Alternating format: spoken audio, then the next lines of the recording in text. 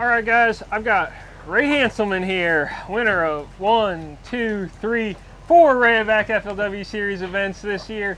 Ray, you just picked up the win in the Rayovac FLW Series Championship here on the Ohio River. For you, the Tennessee River.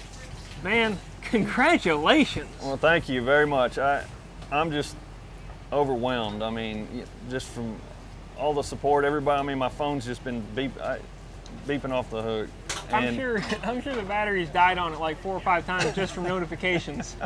Yeah, it's just a dream come true. You know, I came here wanting to make the Cup and feeling like if I put myself in that position, I might put myself in the position to win this tournament also. So when it started coming together after the first day, I said, I think I could win this. You know, you know, leaving them biting and the quality of fish and you know, some of the other guys were really on some good bags, especially Trevor. I mean, he caught him big time. Yeah, I mean, if he would have started there the first day, he would have walked away with this, you know. Yep.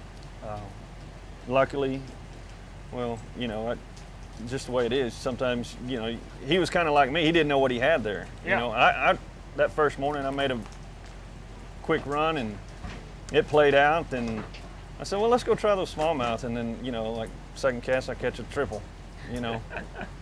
And it just Wait, did you seriously catch a triple on your umbrella rig? Yeah. Holy smokes, that's when you know it's going good. Yeah. And you've only got 3 hooks in this. Yeah. When I hooked up, it was one of the big ones, and I had it for a while, and it just felt like dead weight, and I was reeling, and it got pretty close to the boat. I could see 2 of them on there. It was like a 4 and a 3.5, and I was like, oh my God. They dove under the boat. When I pulled it back up, there was 3 on there.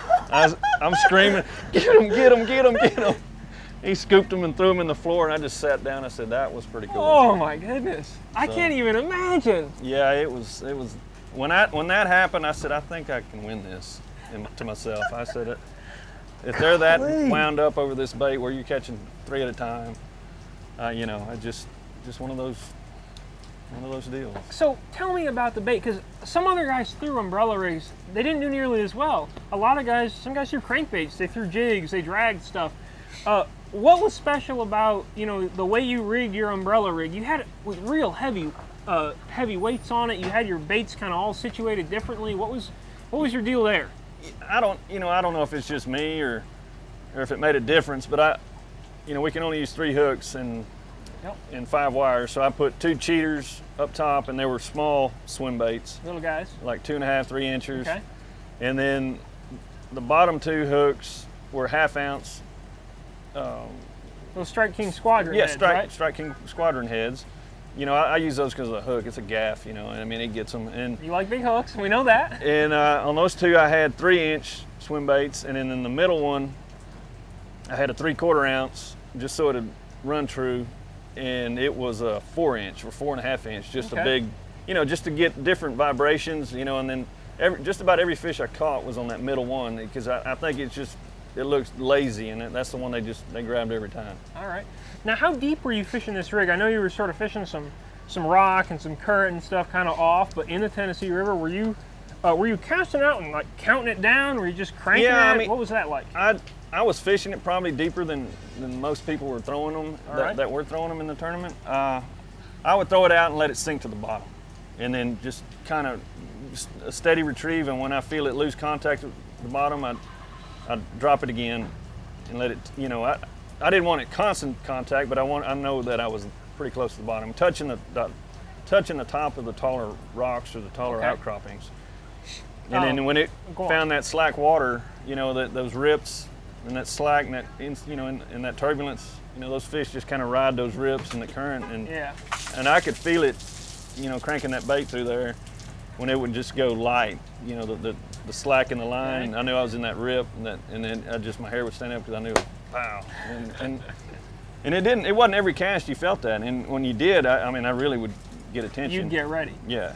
All right.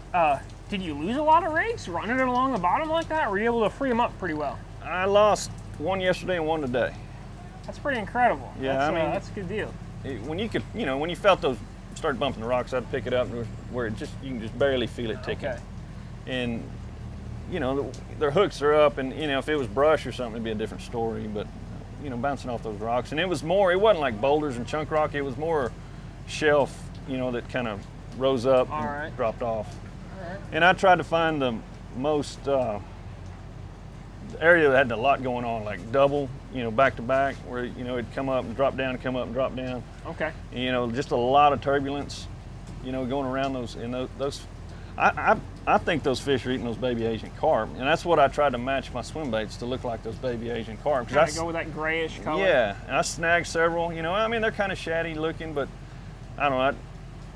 You know, I don't know if it's going too detailed or not, but I mean, shad, Asian carp. I don't know. I mean, they were eating it. And that's what I tried to match, was the Asian carp. Awesome. Because every day in the tournament, you know, after the tournament, I was full of puked up Asian carp. No kidding. Yeah. Well, that's good that at least something's eating them, something's enjoying them. Yeah, they're getting fat on them too. They look good. This place is a incredible smallmouth fishery. I mean, just looking at, you know, when people started getting dialed in on them, how many bigger bags came in, it was pretty neat. Yeah, it definitely seems like it was a tough place for a lot of guys to figure out, but the guys who did figure out really exploited it well. And man, Ray, congratulations on just an incredible season. Thank you. Going to the Forest Wood Cup, getting the win here. That was the main goal. It's been awesome to follow you, and best of luck going forward. Best of luck next year at Wheeler. Well, I appreciate it very much. You know, everybody with the media group, y'all have done an outstanding job, you know, and nice to talk to and deal with. And you know, I'm not the easiest person to get to speak, and y'all helped me out a bunch, and it's been a pleasure. All right, well, thanks a bunch, Ray. You did a great job. Thank you.